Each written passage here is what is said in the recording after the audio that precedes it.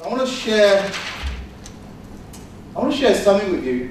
I asked earlier on how many of you want a lot more results in your life, better results in your life, yeah? So where do your results come from then? What's that? From your actions. Who said actions? Very good, thank you. So your results come from your actions. So I'm going to put behaviors. So if you want certain results, you've got to behave in a certain way, yes? Yeah. Your actions. So where do your behaviors come from then? What's that? Your feelings? Thoughts? Okay, so I'm going to go with that. I'll go with, yep, your mindset. Straight your attitude. Your mindset or your attitude, yes? So, where does your mindset and attitude come from then? Memory, thank you. Thoughts? Thank you. Anyone else? Potential? Thank you. What's that? Beliefs? I'll go with Sarah. Because I think you're all close to it, but Sarah's hit the word I was after, which is very much your beliefs.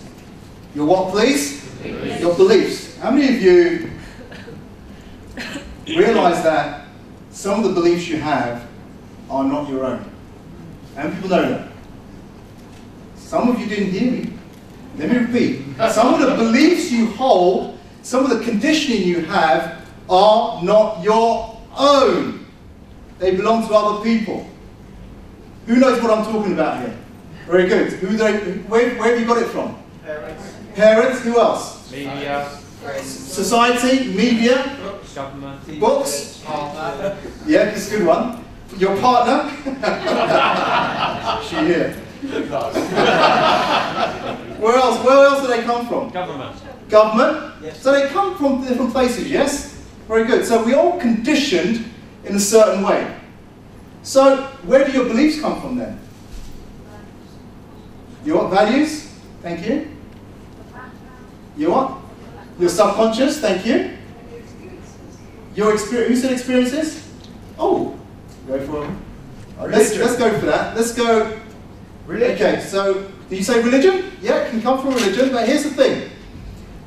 What we say is it comes from your self-concept. What is it called? Your self-concept. What is your self-concept? How you see yourself. Thank you, Mark. How you see yourself. Do you realize that how you see yourself gives you eventually the result that you want? Do you realize that? Yeah. How many people realize that? Let me explain. Self-concept is broken down into 3 specific areas. The self-concept is derived from, number 1, your self-ideals. Your self-ideals. What's the word, please? Self-ideals. What do I mean by that? What do I mean by that, your self-ideals? Your standards. Your standards, your aspirations. Your values. So for some people, thank you, for some people, in terms of self-ideal, they see themselves, they may want to have elements or characteristics of maybe the humility of the Dalai Lama. Is that a good characteristic to have? They may want the wealth of Donald Trump. Okay? They may want the charisma of Eddie Murphy. Who knows Eddie Murphy?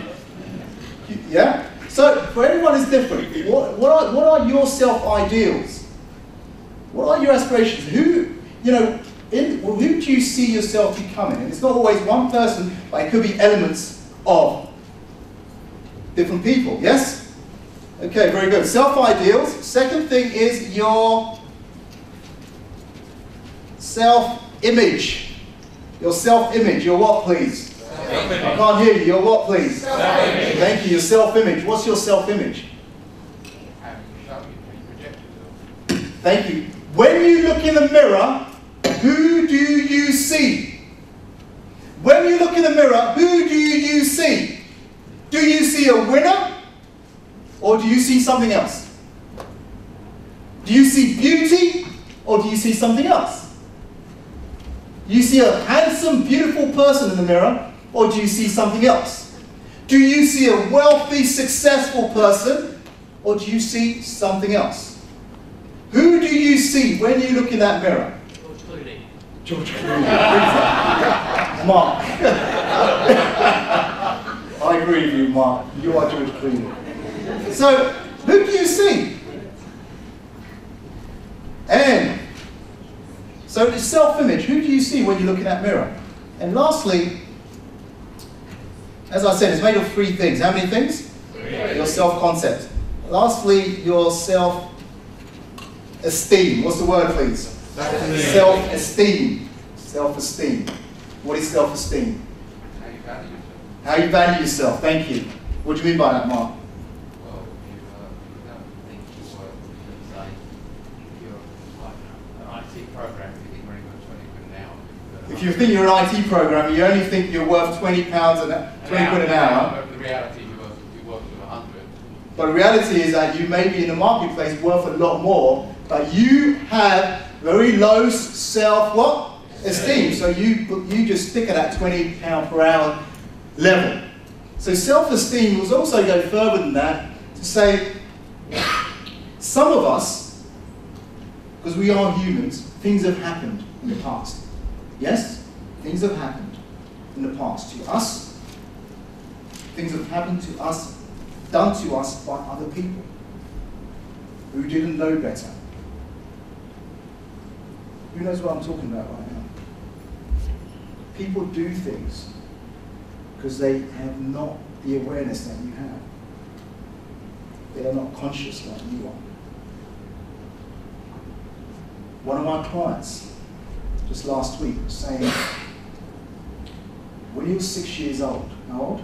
6. When he was 6 years old, now this guy's in his 40s now. When he was 6 years old, he remembers sitting in the back of the car and his dad was driving, and he said something to his dad. I can't remember what he said, but what sticks in his brain was his dad saying, "You are useless, you're not going to amount to much." What do you think that did to his self-esteem?